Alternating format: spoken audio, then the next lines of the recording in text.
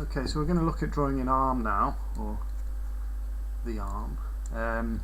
Okay, there's two ways of doing this. First way I want to show you is very simple, using cylinders. Okay, now if you think of it, you've got the forearm and the upper arm are the two main sections of the arm. So this first one we will just focus on the actual arm itself, and then we'll bring in the hand a little bit. Basically, the simplest way, okay, two cylinders. Okay, one for the forearm. Okay, think about light again, just a bit of shading. Okay, that's about as simple as it gets. Okay, and that gives the cylinder form. Just putting in a bit of shading on the edge there, and then basically we've got. I mean, again, I would say maybe draw a line. You know, think about the skeleton underneath, so you can just draw a line to indicate the way the arm's going to bend here. So we put a little bend at the elbow there, and then the forearm in another cylinder. Okay, and then obviously we've got the elbow in the middle here, which you can represent using a sphere, and that's it. Very simple. You know, different. Obviously, then we can think about the joint there where the sphere is. So if we maybe do a bent arm now. We've got our first cylinder, so the arm's bent, so we're thinking, bringing in perspective a little bit here, okay, which again, keeping the shape simple helps you focus on the perspective. So yeah, so it's probably a little bit extreme, that. So a little bit of perspective there. We've got the foreshortening of the forearm there, okay.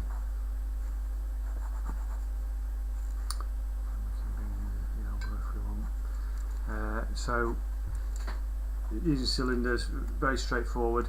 Now I want to think about thinking about the muscle groups again. I'm going to use a range of different shapes here, but again very simple. Cubes, rectangles or prisms, and circular oval shapes. Okay, egg shapes. So first of all, if we think about the top half of the arm here, we have the area where it joins up with the shoulder. Okay, so the very sort of link between the shoulder and the upper arm here. Again, I'm going to put in shading just to create form.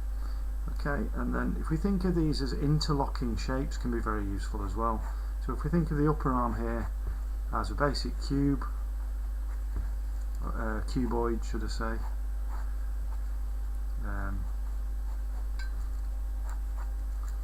Okay, shading again. Okay, so think of them almost like, I don't know, like Lego or something. They're kind of just blocked together there, interlocking. Bring in the, so we've got the elbow here, the joint to the elbow here, and then we've got the upper arm. So, you know, if you think the upper arm, it's slightly more mass here, the main muscle, and then that tapers off towards the hand. Okay.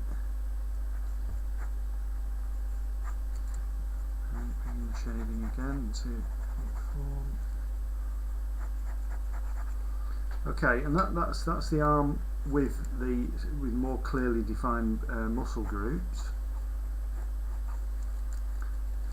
Okay, and now we're gonna even elaborate on that a bit by really just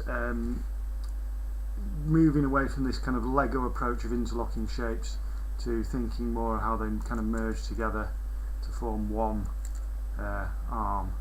Okay, but I'm still going to use these basic shapes. We're just basically introducing more curves just to make it look a bit more organic. Okay, so we've got this area where the shoulder and the arm join again. Okay, and then so really the shapes are very similar, just introducing more curves really. And then we've got the upper arm here. We've got the area now. If you think again, you know, the best reference is look at your own arm. You know, we've got where the upper arm joins the lower arm here. We've got this particular muscle here. Don't worry about the names. Although, I mean, it'd be interesting to have a look at that. But at the moment, we're just focusing on purely on the aesthetics. Okay, and then that tapers again like we did earlier, down to the wrist. Okay, so let's begin to look a bit more organic. we move on to this more organic shape here. Again, shading, think about the direction of light just to bring it into the third dimension a bit more.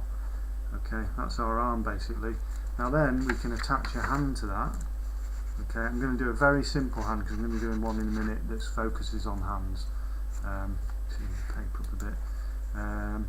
But really, the hand we can think of in terms of a spherical shape for the bulk of the hand, and then